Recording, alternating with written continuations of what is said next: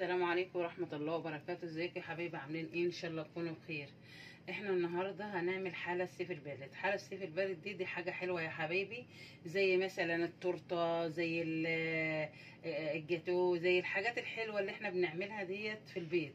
بس دي طبعا حاجة لا يعلى عليها، حاجة حلوة جدا جدا، احلى من التورته واحلى من حاجات كتير. هتجربوها يعني هتعجبكم جدا جدا.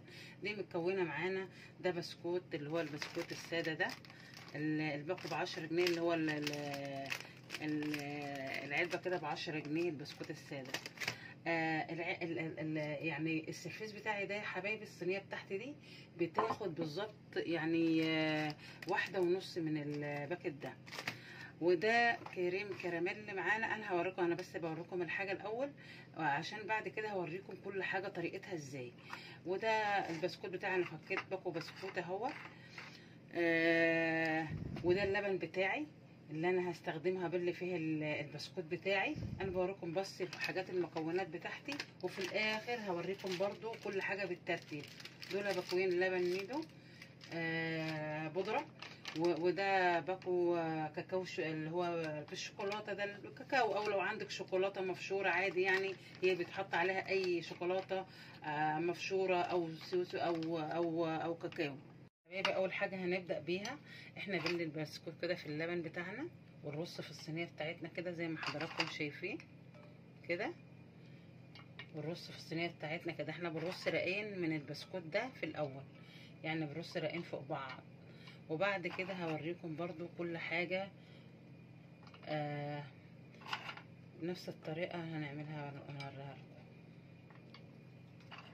كده انا حطيت اول رقه اهيت يا حبايبي، وببدا ارص الرقه التانيه.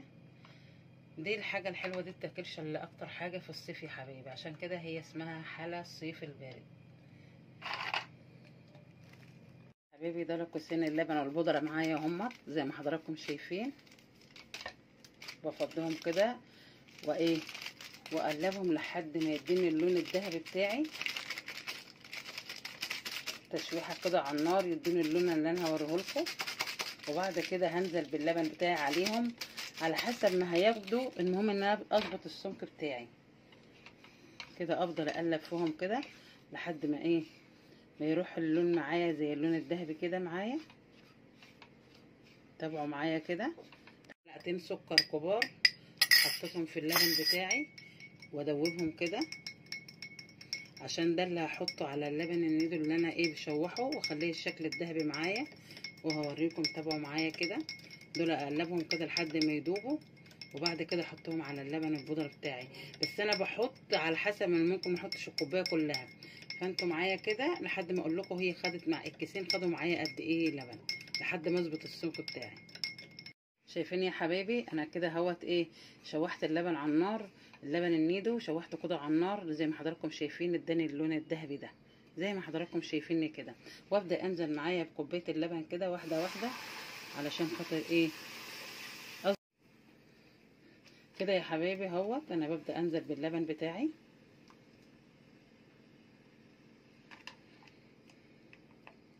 بدات انزل باللبن بتاعي يا حبايبي اهوت، بعد ما شوحت اللبن بتاعي وخلته الشكل الذهبي ده، واظبط السمك بتاعي ده زي ما حضراتكم شايفين كده. خدت معايا نص كوبايه بالظبط، يعني الكيسين اللبن خدوا معايا نص كوبايه بالظبط. حبايبي، انا كده عملت اللبن بتاعي السمك ده اهو، شايفين السمك ده كيسين اللبن، وحطيت لهم نص كوبايه، نص كوبايه كوبايه العسل، اقل من نص كوبايه كمان. يعني دول هم الكيسين اللبن بتوعي اللي هم البودره. وانزل به كده على البسكوت بتاعي كده واوزعه زي ما حضراتكم شايفيني كده.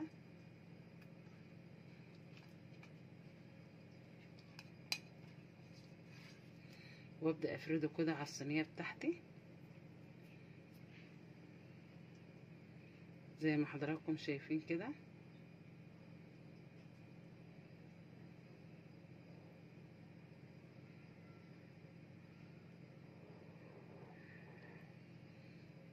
كده يا حبايبي، انا حطيت اللبن بتاعي زي ما وريتكم، ونبدا نحط الرقه الاخرانيه ديت ناشف كده، ما بنبلهوش باللبن زي ما حضراتكم شايفيني كده.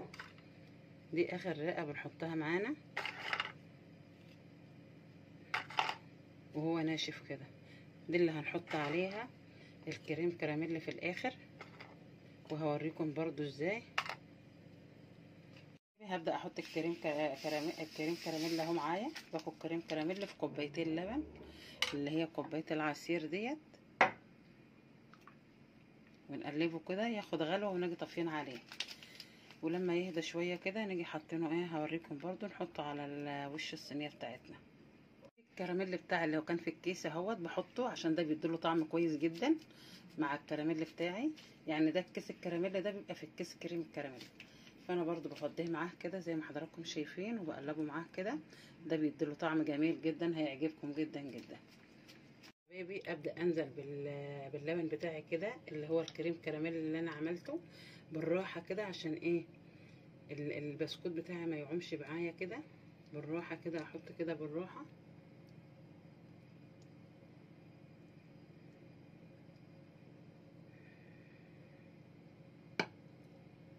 خلصت معانا حلى الصيف البارد زي ما انتم شايفين كده. هنحطها في التلاجة، وبعد كده هوريكم هنحط عليها الكاكاو بتاعنا، ونحط عليها الصوص بتاعنا، وهوريكم ازاي.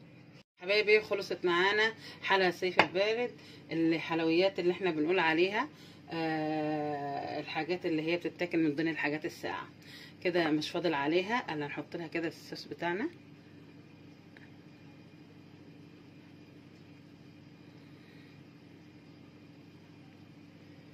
ده صوص الشوكولاته، نحط عليها كده.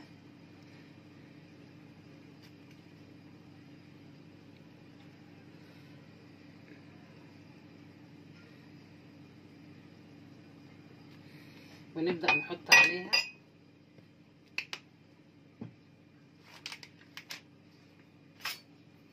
الكاكاو بتاعنا، الكاكاو اللي هو بالسكر كلنا عارفينه. تحفة شكلها وطعمها خطير. لو عملتوها بنفس الطريقة دي هتعجبكم جدا جدا. دي احسن من الجاتوه والحاجات الجاهزة اللي بتيجي ديت. طبعا دي حاجة عاملاها في البيت ضمناها، وعارفة ان هي حاجة كويسة، وفي نفس الوقت حاجة طعمها كويس جدا جدا يعني.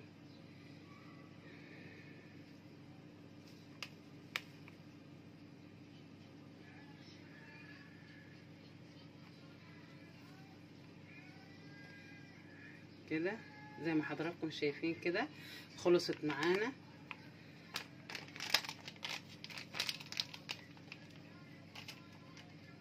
ابدأ كده كده يا حبايبي، نبدأ نقطعها كده.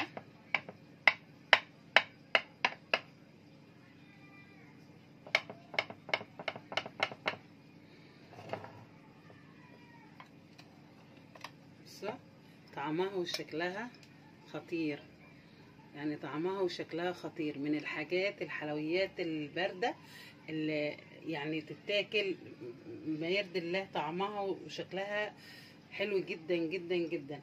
لو عملتوها بنفس الطريقة دي هتعجبكم جدا جدا. شفتوا طعمها وشكلها حلوة وخطيرة، وطعمها ملهاش حل. لو عملتوها بنفس الطريقة دي هتعجبكم جدا جدا. تعملوها وتاكلوها بألف هنا وشفا. متنساش تفعلوا الجرس وتدوسوا لايك عشان يوصلكم كل جديد. والسلام عليكم ورحمة الله وبركاته.